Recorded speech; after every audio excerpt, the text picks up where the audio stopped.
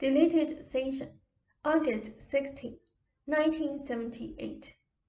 Now I travel a long way in vital terms for our meetings, and those encounters have been going on for some time now. The continuity should tell you something about our relationship, and also serve as a kind of reassurance.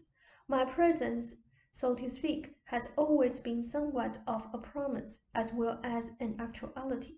For my presence and the session both do indeed imply a promise of knowledge beyond what is generally known, and helpfully of wisdom beyond that which is generally possessed.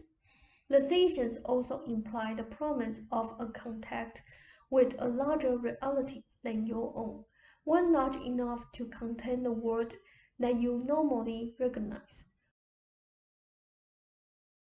The sessions imply contact with an emotional and psychological existence that has its reality outside of your physical laws.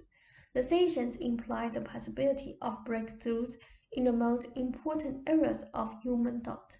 The sessions themselves are like a vehicle that comes from beyond your time, yet you sit secure in your time.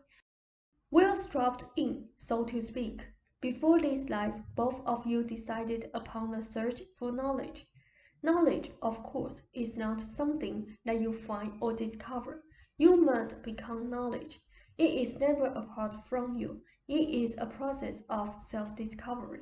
You chose your environments, your interests, your families, friends, and associates, forming bit by bit the details that you would become the pictures of your lives. You knew you would not be after conventional knowledge. To mix your purposes with the conventional family life would have been most difficult, so you chose situations that left you free until you met, that is, of property, children, or important ties. You were gifted enough so that you would not starve in the marketplace, and yet your gifts were also those that would fit in with your overall purposes of obtaining knowledge of the inner workings of nature and the psyche. Both of you constantly questioned the world, and both of you in different ways protected yourselves, so that you would not be tempted by the world's usual ways. You both believed in relating personally to the universe. You wanted some relative seclusion. The search for knowledge would mean often that you would be between beliefs, operating as you had been taught through training, and trying to operate according to the new knowledge. You know this, of course. The search for knowledge on your part are personal.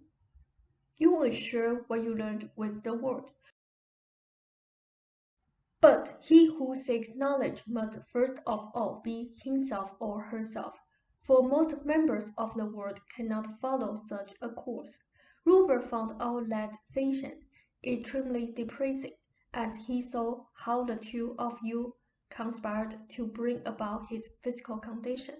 Though the primary responsibility is his, of course, yet each of you, in the same fashion, conspired to explore art, psychic realities, and the search for knowledge together.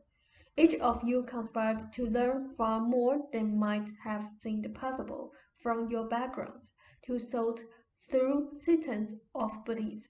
Each of you conspired to share your knowledge with the world, so that other lives were also enriched. You simply overdid your ideas of security and protection. You tried to hang on to old beliefs, just to make sure along the way. You kept the old ideas of problem solving and were still hampered by old beliefs that told you not to trust yourselves. It often seemed safer even to keep a certain distance from the material, that you accept it too uncritically. And Rupert's critical stance was usually simply an unneeded defense, so that he could keep footing in both worlds at once. You set yourself these challenges, and in all of your lives you have been challenge-oriented. Sometimes you won out, and you did more often than not. And even when you simply failed, you put the knowledge to use. Robert should act for another reincarnational dream, and it will help both of you if you consider your situation from a larger context. For that context will throw illumination upon those areas where your comprehension is less than it might be.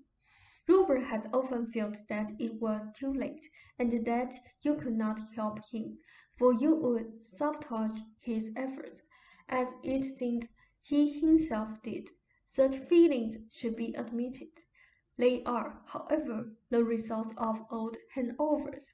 When he is reacting to conventional, quite limited knowledge filled with distortion about the nature of the psyche, the nature of time, knowledge further polluted by methods of problem-solving that simply add to problems.